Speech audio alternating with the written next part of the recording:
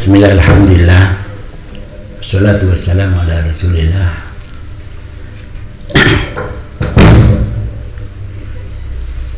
Singkat, padat, cepat.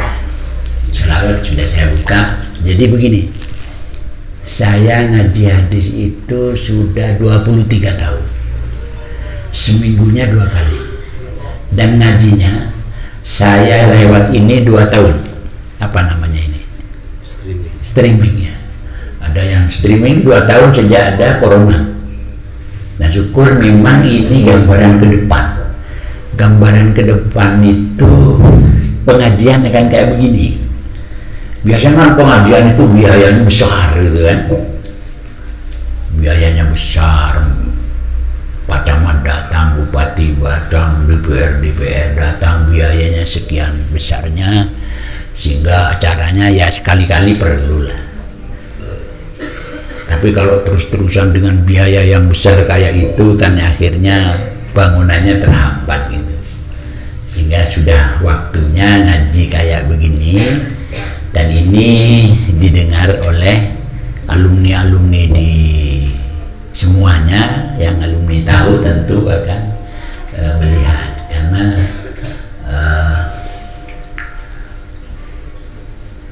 nyambung lah. Dan urat nadi pondok itu ya tidak lepas dari 3 ini: 1 alumni, 2 santri, 3 keluarga. Ini harus kompak bersama-sama bagaimana mengembangkan pondok pesantren ini, sehingga alhamdulillah sekarang berkat yang muda-muda ini santri sudah lebih dari 1000 putra putri ini, karena kekompakan utamanya yang muda-muda ini punya kreasi, yang muda-muda punya kesempatan. Sehingga saya sendiri di beberapa tempat itu sudah harus banyak mengurangi. Di antaranya juga dulu saya imam rawatib di Malang itu, di UIN. Baik yang di Jember juga. Kalau di Jember malah beda itu. Saya adzan, saya iqamat, saya imamnya. Ya begitu. Bertahun-tahun itu saya lakukan. Ketika saya ada di IAIN Jember, saya yang adzan, saya yang ngimami, saya yang qomat. Ingat, saya lebih dari hampir 3 tahun lah, walaupun lamanya saya di sana itu 4 tahun. Baru pindah jadi imam masjid rawatib, gantian sama teman. Saya sudah harus banyak mundur, menyempatkan yang muda-muda, karena kalau yang tua ini kan sudah bau tanah. Kalau yang tua nggak dikasih panggung, kapan? Maka tidak akan muncul. Nah, cukuplah saya di sini. Kalau dulu mungkin seminggu sekali 2 kali ya, sekarang sebulan sekali saja. Tapi mohon diviralkan ke alumni-alumni itu biar mereka nyambung kembali. Saya akan mengajar hadis Arba'in An-Nawawi, hadisnya Imam Nawawi, sampai Anda usah beli kitab. Saya maunya pakai papan sekarang, lalu saya jelaskan. Dan ini yang saya lakukan 23 tahun di UIN. Bukan saya pinter, enggak, ya karena ngajar itu juga ya selama 2-3 tahun, ya pada akhirnya bisa juga lah. Nah, saya minta nanti pakai papan, karena memang sebetulnya yang utama di pondok itu fikih, baik fikih amaliyah maupun sufiyah. Cuma karena perkembangan sains teknologi, komputerisasi, internalisasi, internet dan sebagainya, sekarang tidak bisa hanya berfokus kepada itu. Karena begini, hadis itu kalau sebelum matang fikihnya, sebelum matang takrib lalu pegang hadis, itu tidak tahu jalurnya. Malah kadang-kadang ya seringlah sekarang ini banyak orang menyalahkan itu karena dia tidak tahu fikih, karena dia tidak pernah belajar takrib wahab, sehingga gampang sekali dia memudahkan alasannya karena hadis dan Al-Quran. Tidak ada hadisnya itu. Yang begini ini karena tidak ada hadisnya. Gerak 3 kali nggak ada hadisnya. Kenapa begitu? Karena keterbatasan fikih dia tidak tahu. Maka akhirnya mereka itu haram semua. Tahlilan haram, 7 harinya haram, badan. Itu isinya di YouTube kayak itu sekarang. Kenapa? Karena dia produk luar negeri yang intinya kita tidak bisa salahkan memang. Kondisi kalau di Wahabi itu, dia itu kumpul kayak gini nggak boleh, mesti oleh pemerintah diawasi terus dan dibatasi kumpul. Kenapa? Takut berontak. Di Saudi isinya takut itu, sehingga wiritan banter-banter tidak ada. Begitu sholat diam. Kenapa? Memang diusahakan masyarakat tidak ada yang kumpul. Kalau kumpul takut berontak. Kalau sudah masyarakatnya berontak, Amerika lepas karena musuh rakyat. Tidak berani Amerika. Saudi harus begitu. Kenapa Saudi harus begitu? Saudi ini kalau nggak dibela oleh Amerika, kita maklum itu, habis sama Irak, habis sama Iran, habis sama Yaman, sehingga dia harus kuat. Yang mati itu Amerika gitu. Nah, Amerika jangan lawan rakyat. Kalau lawan rakyat nggak berani. Di beberapa tempat kalah lah Amerika. Akhirnya kenapa? Selalu perkumpulan itu tidak ada. Perkumpulan begini tidak ada. Ngaji itu kalau di Mekah paling orang 20 itu pun diawasi betul ya. Ya memang salahnya sih di negara lain itu masjid itu dibuat pusat untuk demonstrasi rebut kekuasaan. Di Yaman, di Libya, di Irak, di Iran itu masjid itu demonstrasi kumpul. Cobalah kalau di sini mamanya masjid jangan banyak-banyak. Semalang ini kiainya ngajak berontak, ngajak perang di seluruh masjid Malang. Buyar. Ya syukurnya tidak begitulah, ya tidak begitu. Sehingga kita maklumi mesti yang namanya Amerika itu mesti melindungi Saudi, asal jangan lewat rakyat. Tidak mampu Amerika dan disalahkan seumurnya, sehingga segalanya sudah dibatasi.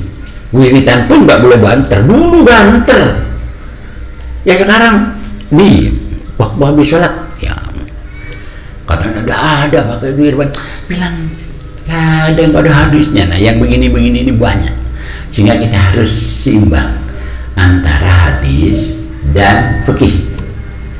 Hadis dan fikih ini seimbang. Cuman kalau dibilang begini bingung. Kunut itu gak ada hadisnya. Kenapa pakai kunut? Itu buatan Imam Syafi'i. Pusingnya men. Bisa lepas loh. Karena gak tahu.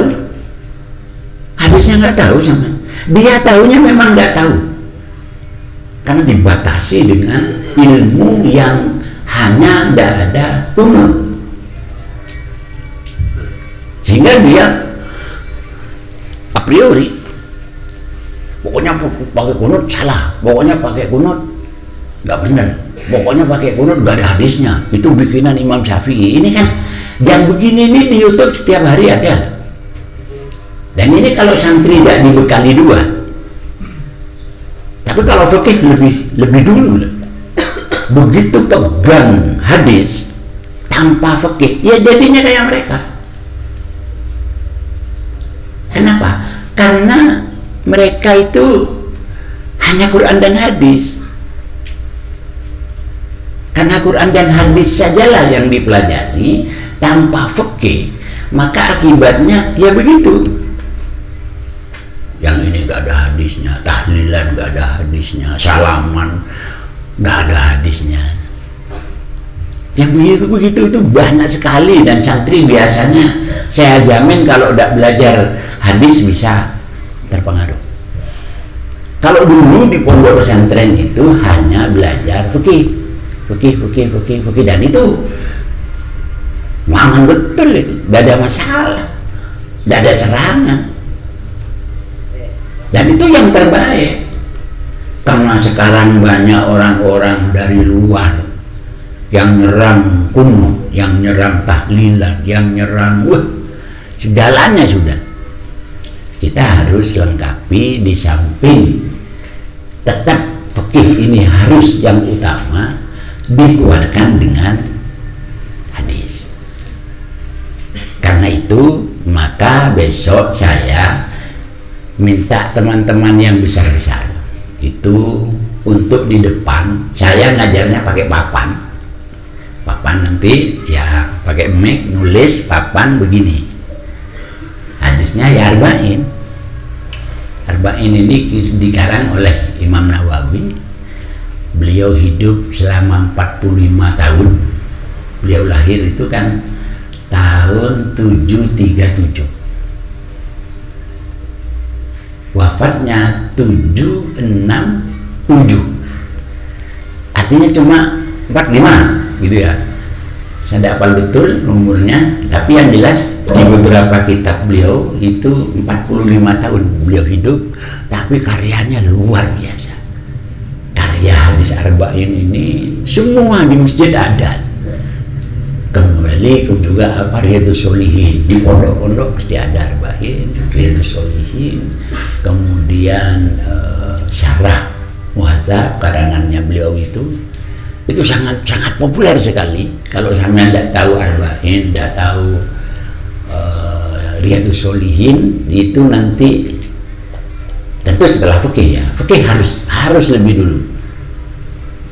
Fikih mazhab Syafi'i ini yang harus dahulukan. Tapi karena banyak serangan karena ada hadis dan sebagainya, maka kita harus jelaskan dengan hadisnya.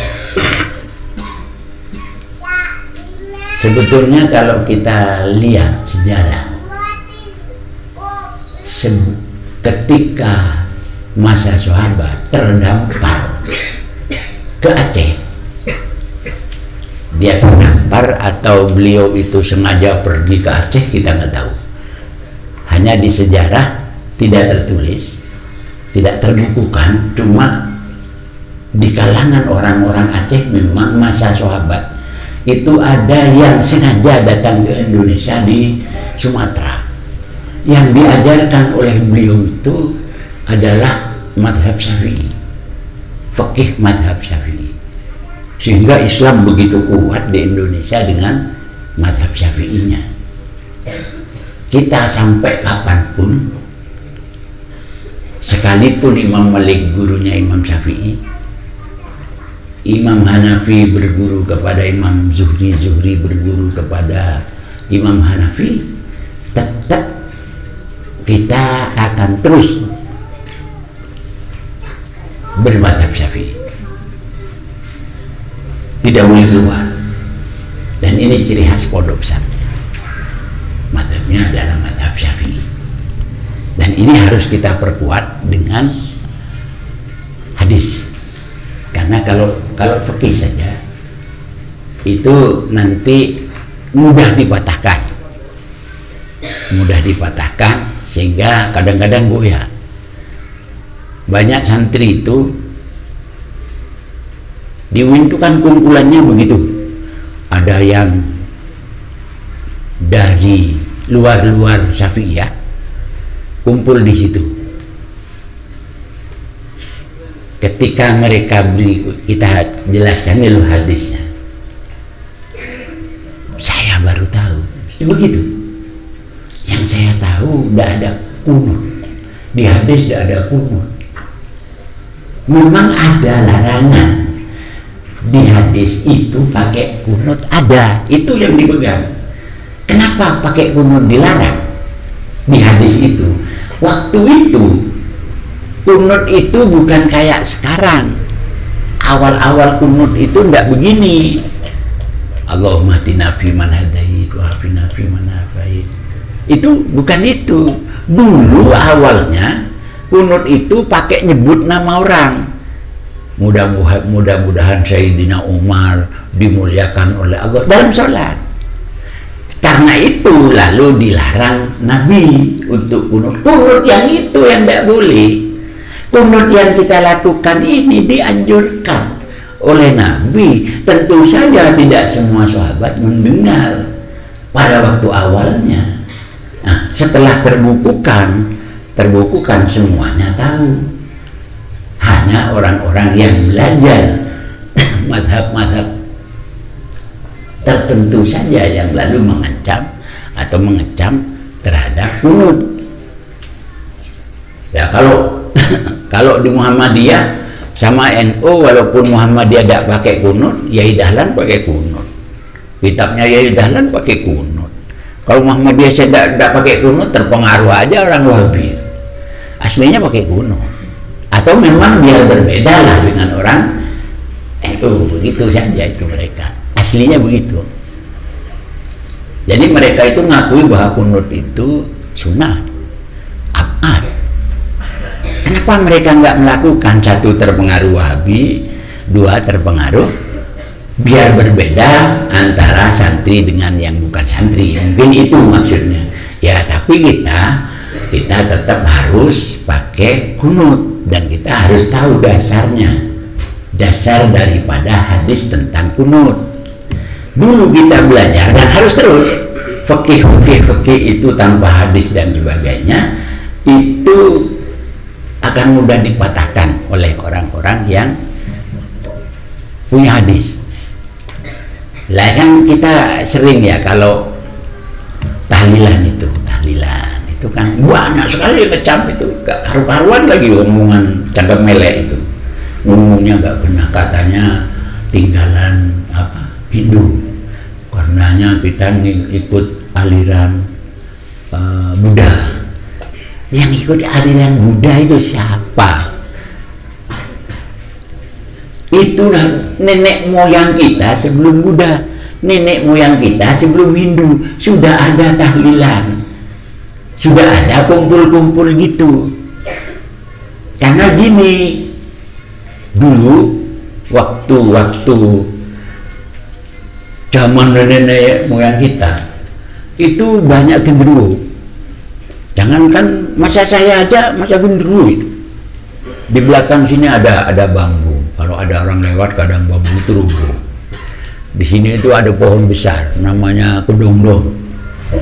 Itu kalau malam sendirian kadang-kadang ada orang nongkrong. Zaman nenek moyang kita dulu jauh lebih dari itu. Dan di Kalimantan masih ada itu. Kalau ada orang mati, lalu ada setan yang berupa yang mati itu jadi genderuwo. Jadi di Kalimantan masih ada, kalau ada orang mati nanti ada yang jadi genderuwo, itu masih umum itu. Daerah-daerah tertentu mungkin. Dulu begitu di sini. Nah, nenek moyang kita kalau ada orang mati tetangga kita, dia mesti mengganggu, bukan dia. Setan lain itu menggoda lewat berupa dia. Akhirnya nenek moyang kita itu kalau sudah datang kumpul bareng-bareng. Jamnya nggak tentu. Kita kan ada jamnya, kalau nggak habis asar ya habis maghrib, kalau habis maghrib habis isya, tahlilan kan begitu. Jam 12 malam kita kumpul semua. Dulu masih umum di sini. Kalau ada di sana meninggal, itu kadang-kadang ada ruh kuntilanak itu mengganggu. Dan itu bukan terus, kalau nggak ada orang gitu, maghrib datang, isya datang gitu. Loh, yang begini ini kok kita niru Hindu, ya enggak lah. Kita tidak niru Buddha itu. Kita diisi dengan ajaran Islam. Lalu untuk mematahkan kita ahli sunnah wal jamaah ini lalu dianggap ngikut Hindu, ngikut Wahabi. Itu yang sehingga kita harus seimbang. Ya, kalau lebih penting fikih, ya harus dipelajari fikih, ya harus itu. Tapi juga ditambah sedikit untuk dasar kekuatan kita hadisnya. Karena begini, kalau tidak pernah belajar fikih langsung hadis, langsung Al-Quran, itu jadinya Wahabi. Gimana kalau Wahabi? Ya keliru semua. Kenapa? Karena ya luput lah. Maka untuk nanti saya harapkan sebulan sekali lah cukup kita itu membahas 2 hadis saja setiap kali pertemuan. 2 hadis, karena arba'in itu 42, bukan 40 tapi 42 hadis yang kita bahas dari awal. Sebab ini hadis arba'in ini disebut dengan Jami'ul Kalim, disebut dengan bahasa yang garis besar artinya begitu banyak. Coba contoh satu, sekarang di awal itu dikatakan innamal a'malu binniyat. Ya nanti kita ulang lagi lah. Sesungguhnya perbuatan itu tergantung niatnya. Kita mengartikan bagaimana? Katanya orang-orang lain dia ngakui harus pakai niat. Ngakui. Tapi cara pengambilan innamal a'malu binniyati sesuai dengan mazhab Syafi'i itu tidak bisa. Oh begini kan. Jadi kita belajar hadis untuk menguatkan mazhab Syafi'i, untuk menguatkan takrib, untuk menguatkan tahrir, untuk menguatkan kitab-kitab fikih karangan dari mazhab Syafi'i dengan hadis yang global kayak gini. Bagaimana sih innamal a'malu binniyat ini? Bahwa sholat harus niat, wajib tidak sah kalau nggak niat. Niat itu bagaimana sih? Usolli fardhu dhuhri arba rakatin. Ini kan dari kata-kata innamal a'malu binniyat itu. Lalu caranya bagaimana? Sehingga bahwa di situ harus takyin, di situ harus takyin harus ada, fardiyah harus ada, makmum harus ada, imam tentu, gitu kan? Kalau di kitab-kitab kita itu kan takyin harus ada, harus fardhu sholli fardhu dhuhri arba, dan itu terapnya kan sulit toh. Ketika Allahu Akbar masuk semua di hati, mulai usolli fardhu dhuhri arba rakatin, kan tidak gampang. Nah, yang diajarkan pakai innamal a'malu binniyat dalam hadis itu ya global begini. Sementara di fikih itu dengan bahasa usolli fardhul asri arba rakatin mustaqbilal kiblati makmuman lillahi ta'ala Allah. Lah, yang begini ini niat harus di sini, niat kalau tidak begini tidak sah. Niat itu harus begini, kalau tidak begini tidak dapat pahala. Karena apa? Ya karena memang samar sih, samar, sehingga niat itu menjadi paling pokok. Tanpa niat siapapun bilang bahwa sholat dasar, siapapun itu, aliran manapun itu, tanpa sholat dasar. Tapi di hadisnya juga innamal a'malu binniyat. Tapi dia tidak bilang takyin, dia tidak bilang fardiyah, dia tidak bilang zuhur.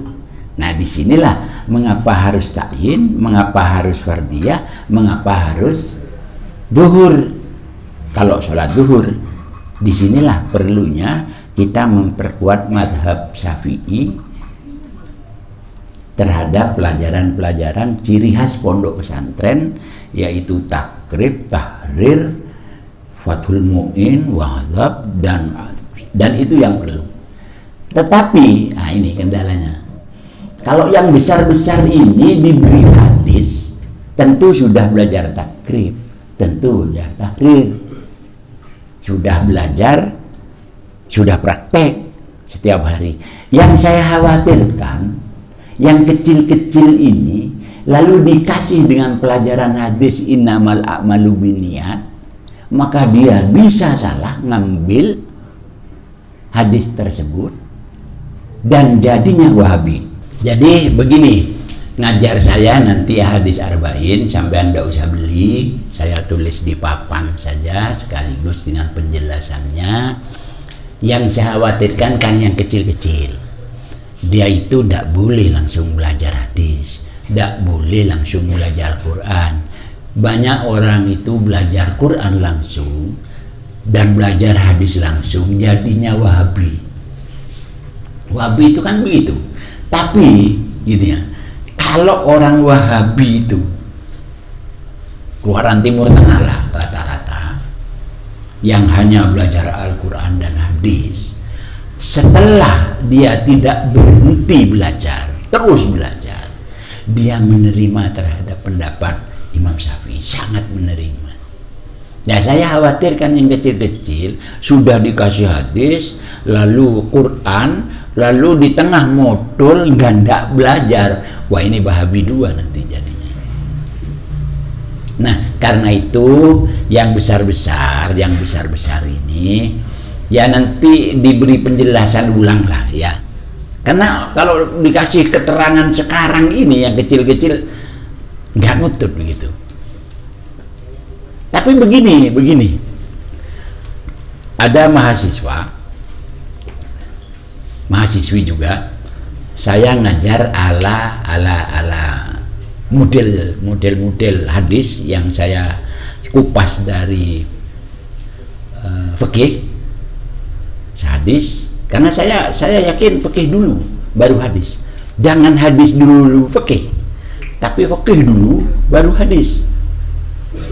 Tapi karena di lingkungan UIN itu banyak ragam, saya memberikannya dengan fikih dulu, dengan hadis dulu, baru saya oncei dengan fikih.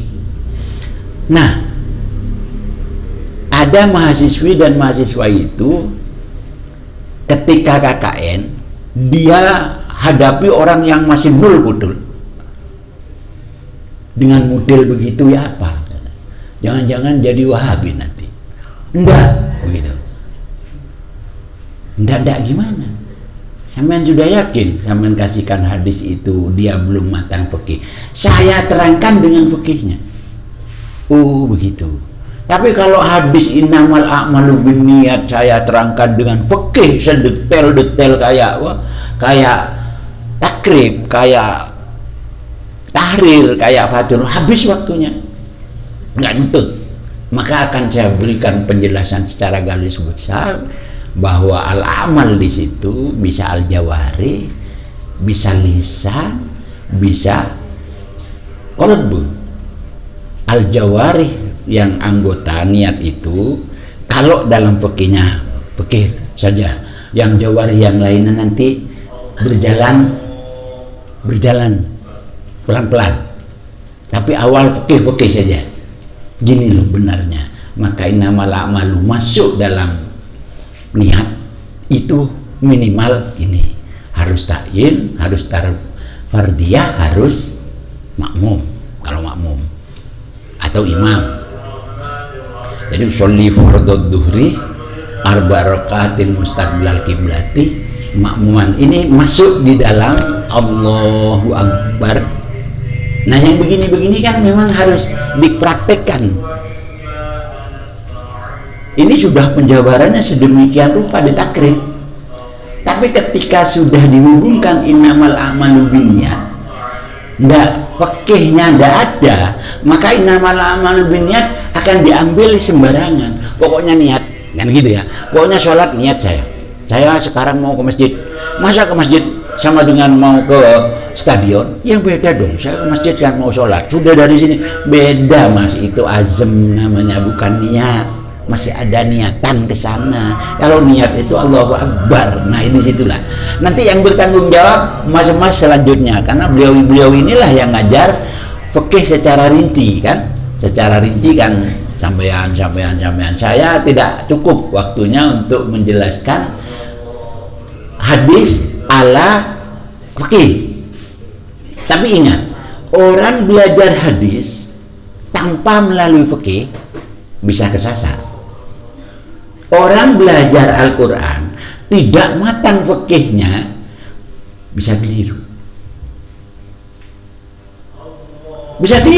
Coba innamal a'malu binniyat. Sesungguhnya perbuatan tergantung niatnya. Nggak tahu fikih, gimana sama menjabarkannya kalau nggak tahu fikih? Pokoknya ono niate kan gitu akhirnya. Saya mau ke masjid sholat isya, sudah dari sini niat, tak ngawur jadi. Nah, innamal niat itu yang menurut Imam Syafi'i ketika Allahu Akbar masuk semua. Usolli fardhu dhuhri isya barakatul mustaqbilat berarti imaman Allahu Akbar. Tapi jangan sampai was-was. Ya itu kan kalau di Wahabi ya, di Asbah ada takbir itu yang nisbi, ada takbir hakiki. Takbir hakiki itu nisbi itu sebelum Allahu Akbar itu sudah ada di sini. Mau sholat zuhur 4 rakaat, Allah zuhur 4 rakaat dan sebagainya masuk, atau bahasa Arabnya yang dibaca Allah fardhu dhuhri barakati bar. Lanjut lagi setelah bar itu namanya nisbi. Sedikit sebelum takbir, sesudahnya takbir itu nisbi. Lah kalau masuk Allah panjang ya, Allah sholli fardhu isya barakati mustaqbilat kiblati imaman makmuman dari Allah, itu baca itu semua masuk dalam Allahu Akbar, itu namanya takbir hakiki. Nah, kalau tidak tahu innamal a'malu binniyat dengan fikih, ya kesasar. Nah, nanti kalau tidak sempat yang kecil-kecil ini, ya belajarlah yang besar. Tapi pada waktunya menurut saya tidak. Memang kadang-kadang proses nggak nutut karena pikirannya masih belum matang, pelajarannya masih belum tahu kok pegang hadis. Tapi saya yakinlah karena ini ustadz-ustadznya di sini ini yang sudah besar-besar yang ngajar ini sudah mempraktekkan Allahu Akbar, sudah mengajari takbir, niatnya sudah diajari sedemikian rupa lah, sehingga tidak kira lalu akhirnya sembrono kayak orang-orang yang tidak tahu fikih lalu pegang hadis innamal a'malu binniyat, sembarangan dia karena tidak tahu, pokoknya tergantung niatnya kan gitu. Itu innamal a'malu binniyat, sesungguhnya perbuatan tergantung niatnya. Sholat pun tergantung niat kan gitu, niatnya koyo opo, modelnya bagaimana, takyinnya di mana, fardhiannya mana, tidak tahu. Nah, ini yang menurut saya apabila langsung hadis tanpa fikih matang maka akan rusak. Hanya karena saya berkeyakinan kepada ustadz-ustadz yang besar yang ngajar-ngajar sudah mempraktekkan bagaimana takyin, bagaimana fardiyah, bagaimana itu, saya ya semisanya secara garis besar karena waktu tidak mungkin sedemikian rupa menderaskan itu, maka tetap ya hanya beberapa lah. Kalau innamal a'malu binniyat itu kalau agak berat kan kaitannya dengan sholat, tapi kalau dengan politik, dengan ekonomi, dengan muamalah kan tidak berat, dan itu tidak ada perbuatan. Wa innamalikum rimri'im manawa kan gitu. Orang itu manawa itu dapat pahala apa enggak? Sedekah baik, tapi ria menjadi gak sah, gak ada gunanya. Ria, ujub, takabur, gak ada gunanya. Itu mana lah, disitulah sufi. Kalau yang begini-begini gak berat, biasa-biasa gitu. Tapi kalau sudah menyangkut hukum fikih, itu harus betul-betul rinci. Kenapa? Umumnya ini, yang belajar hadis, yang belajar fikih, hak Quran tanpa melalui proses fikih jadi Wahabi. Ini umum. Makanya yang besar-besar harus belajar fikih yang kita lakukan setiap hari itu loh. Sholat harus begini, harus nggak sah kalau nggak begini nggak sah. Harus begini. Gak sah kalau begini. Nah ini yang penting kan di situ. Kalau sampean tidak ada hadisnya, la yutamim makarimallah lah. Masa imannya ke Tuhan begini? Ya sah juga lah. Tapi kan kurang ajar. Ya itu maka akhlaknya kan nggak ada. Ya bagaimana? Ya begini. Nah ini sah. Nah, begini. Ya kurang ajar sama Allah itu. Gitu loh. Itu apa hadisnya? Li utammima makarimat akhlak. Sembahyang Allahu Akbar. Kalau tahajud ada yang Allahu Akbar di bawah, ada Allahu Akbar begini. Menyalahkan yang begini. Loh, kok sama Allahu Akbar begini? Sampean gimana? Allahu Akbar begini. Itu orang rata-rata dari Turki, Mesir itu banyak ya Allahu Akbar ke bawah dia tangannya. Saya bilang, gimana itu? Ada hadisnya? Ada. Yang begini, saya nggak tahu hadisnya. Ada, saya bilang begitu. Kenapa? Ya ini untuk akhlak kepada menghadap Allah, punya akhlak begini. Dan juga hadis juga ada yang meletakkan. Tapi kan tidak ada bahasa wajib di hadis gitu. Ya, kalau begini ada bahasa wajib? Enggak juga sih. Gitu dia. Wah, kalau begitu, begini ada Allahu Akbar. Gitu. Waduh. Akhirnya apa? Iya ya, saya rasanya lebih baik begini. Nah ini. Lalu itu sudah keluaran Timur Tengah, paling Timur Tengah. Allahu Akbar ke bawah. Jangan jin lagi. Wah, saya suruh makmu yoga dah. Gerak gini. Iya bang telu kan yo. Satu kali besar kan jabatan. Dia malah menjadi. Saya kok begini sampean? Hadisnya bagaimana? Itu sama aja sampean main bal-balan mari sampean beda. Itu kan. Tapi saya yakin lah nanti kita upas apa secara ya malu ini.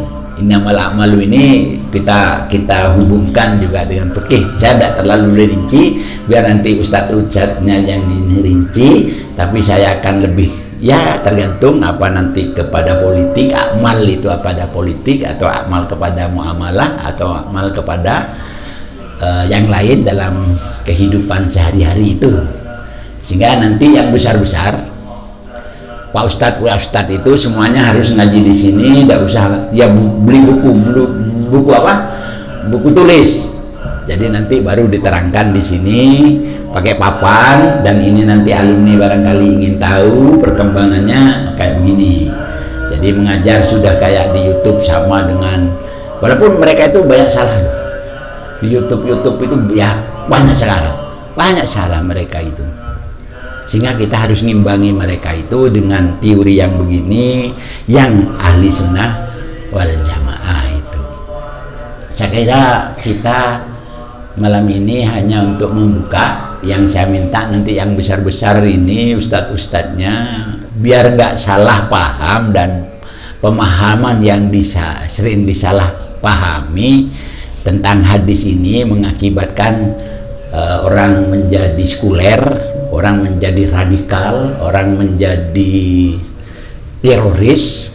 Itu semua karena dia belajar hanya Al-Quran dan hadis, tidak melalui proses fikih, tidak melalui proses tasawuf, tidak melalui proses-proses budaya, sehingga mereka itu lalu menjadi eksklusif. Kalau sembahyang pakai begini, menurut mereka malah yang nggak sah. Kan gitu. Mereka itu nganggap ini bikin-bikin gitu loh. Kita begini itu bikin-bikin. Dah ada hadisnya yang begini. Ini kan ngawurisasi itu. Lah kalau begitu baik bagaimana menurut saya? Ya begini aja. Oh nggak baik itu nggak boleh. Ya, begini aja. Begitu saja. Gitu ya akhirnya. Lah ya kok saya kan bagaimanapun sopan kepada Allah kan begini. Bagaimanapun paling sopan kepada Allah, sehingga mazhab Syafi'i batal kalau ini, nggak sah kalau ini ditutup. Kan lebih sopan dong. Dan kenyataannya begitu. Diajarkan mulai sahabat yang terdampar ke Indonesia di Aceh itu melalui mazhab Syafi'i inilah, sehingga pondok pesantren ini pertahanan keislaman yang begitu-begitu menjadi berkembang besar. Kita dengan model begini ini kan bagus. Kenapa? Ada sih orang Islam ini sebetulnya yang pindah Kristen ada. tapi dia tidak puas terhadap Islam. Setelah di Kristen tambah tidak puas, balik lagi, banyak. Nah, ajaran yang dibawa oleh sahabat yang ditugaskan, yang terdampar bahasanya lewat kapal itu, akhirnya dia membuat kita ini dengan mazhab Syafi'i begitu kuat, sehingga Islamnya begitu, budayanya kuat, sehingga tidak mudah dirobohkan, baik dari amalannya, apalagi kalau dengan agama non-Islam. Agama non-Islam kan ya memang bingung, sangat bingung mereka itu. Sangat bingung. Coba ya, gak bingung bagaimana? Pendeta-pendeta itu bingung. Isa itu anak Tuhan, tapi suruh bunuh sama Tuhan. Kan bingung gitu. Anaknya suruh bunuh, bunuhnya nebus dosa. Kan bingung gitu. Sehingga kalau nempel Tuhan di Isa, nempel di Maryam, pakai tempelan, kan bingung. Apalagi baca kitabnya, apalagi ini, tapi kuat ternyata. Hanya sekarang agak sedikit loyo pesantren itu, karena memang sudah mulai banyak serangan. Satu, melalui ekonomi di daerah gempa-gempa begitu ya, nanti itu akan banyak kristenisasi lewat mie, lewat beras, lewat ini, bukan lewat keyakinan. Kalau keyakinan umat Islam nggak akan goyah oleh mereka. Kenapa? Ya, kita dengan Allahus Somad, bahwa Tuhan tidak bergantung. Mereka bergantung semua. Tuhannya bergantung kepada api, Tuhannya bergantung kepada salib, Tuhannya bergantung. Nah itu, kita hanya dengan Allahus Somad, itu lebih mantap. Kenapa? Tahu anaknya dilahirkan untuk dibunuh, tapi setelah dibunuh untuk tebus dosa. Kan wis nemen gendengnya ini. Coba orang-orang Amerika, orang-orang di Jerman itu, saya harus mempercayai Isa sebagai Tuhan. Mana mungkin dia anak Tuhan, dilahirkan di sini, lalu disuruh siksa untuk dibunuh, dan itu menebus dosa. Tuhannya tidak kuasa menghalangi apa? Begitu. Belum kitab. Ini saja udah bingung. Isa katanya Tuhan. Kok Isa belum pernah, Nabi Isa itu datang ke matahari? Belum pernah.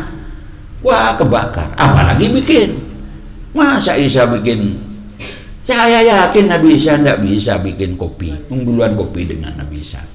Bingung toh? Bingung mereka. Jangan khawatir kalau ada orang Islam masuk Kristen. Satu karena mie, dua karena gempa. Aduh, gempa gak ada yang ngurus. Kemarin sudah kebanyakan yang ngurus, terakhir nanti diurus sama golongannya apa? Katolik, Protestan, Kristen itu dikasih beras agar masuk Kristen mereka. Masuk mereka.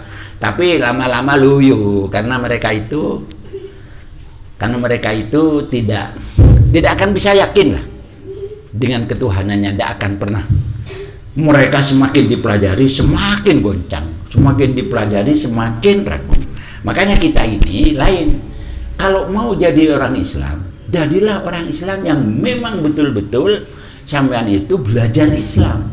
Bukan Islam karena bapak sampean, bukan karena Islam karena ibu sampean, karena sampean di lingkungan Islam. Pelajari Islam yang memang betul-betul menjadi orang Islam yang betul-betul yakin lahir batin. Nah, ini anjuran Islam kayak itu. Itu yang sampean kan Islamnya masih kan orang tua tuh. Islam karena bapak, tidak belajar betul secara mendalam tentang Islam. Ya proses karena masih kecil, melalui fikih beginilah. Nanti langsung Al-Quran atau hadis sampean malah jadi sekuler, malah jadi liberal, malah jadi Islam aliran keras. Dari dulu nggak ada orang santri aliran keras, liberal, sekuler, semua ada. Karena prosesnya memang melalui fikih yang diajarkan oleh mazhab Syafi'i. Saya kira itu untuk pertemuan malam ini. Saya harap nanti saya berakhir mulai dari nanti pertemuannya saya minta papan di sini diterangkan, saya tulis ya global saja. Hadis Arba'in karangan Imam Nawawi ini yang sangat masyhur di mana-mana, sudah di kalangan orang siapa saja yang namanya Islam radikal punya, Islam sekuler punya, Islam ahli sunnah wal jamaah Nahdiyah punya itu semua. Karena kitab yang paling masyhur itu ya Riyadhus Shalihin, Arba'in. Tapi kalau langsung dengan hadis tanpa proses fikih, maka orang itu akan menjadi orang yang memudahkan, menggampangkan terhadap niatlah umpama contohnya.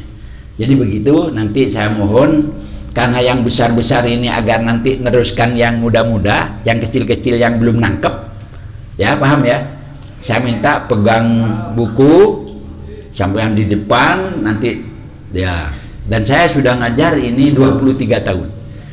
Kalau 23 tahun itu pelajarannya yaitu hadis Arba'in sudah 3-4 tahun dulu. Terus yang paling lama hampir 20 tahun itu hadis tahdhib. Tahdhib itu saya ngajar hampir 20 tahun itu. Setiap 1 minggu 2 kali. Kalau Arba'in ngajar saya 4 tahun. Tahun terakhir kemarin ini saya ngajar lagi dengan Arba'in. Tapi yang saya hadapi anak-anak Gontor, anak-anak Al-Amin, anak ini mudah saya patahkan, mudah sekali. Kenapa? Ya karena dia tidak tahu takrib lah, karena dia tidak tahu tahrir lah. Akhirnya ngawur. Setelah saya beri penjelasan, dia kaget. Sampean tidak pernah belajar begini, tidak pernah. Kitab apa sampean yang sampean pelajari? Takrib, apa takrib? Begitu. Tahrir, apa tahrir? Begitu. Wah, ya tadi ini ya kayak sampean ini tak gitu kan. Ya gara-gara Gontor ini begini nih. Tapi tidak semua Gontor begitu, karena yang dari Gontor memang nol dari SMA begitu. Tapi kalau yang dari pondok pesantren lalu Gontor ya enggak lah. Dia sudah matang. Mari kita tutup pertemuan ini. Jangan lupa nanti yang besar-besar bawa buku dengan catatan.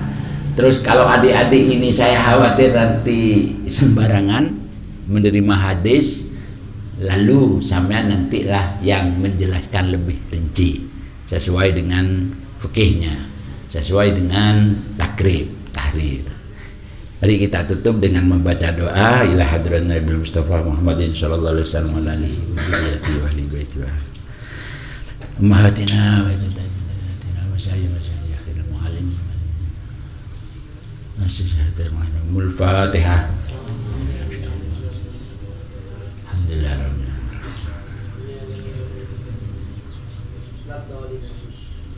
Allahumma shalli ala sayyidina Muhammadin fil awwalin wal akhirin wa fi kulli waqtin wa hin. Allahumma habiban syadidan daiman qawmina badana ayatina la yakhdiyatan dajilatan baqiyatan fadli kujudika karam khatamna nafsina wa dinina wa ahlina wa ma khadum qudus alladhi khatama al-tari sama hasbunallah wa ni'mal wakeel wa la hawla wa la quwwata illa billah. Rabbana hab lana minas sholihin, Rabbana hab lana min dzurriyyatin thayyibatan. Rabbana hab lana min azwajina wa dhurriyyatina qurrata a'yun waj'alna. Rabbana atina fid dunya hasanah wa fil akhirati subhanaka rabbil izzati amma yasifun wa salamun alal mursalin walhamdulillahi rabbil alamin.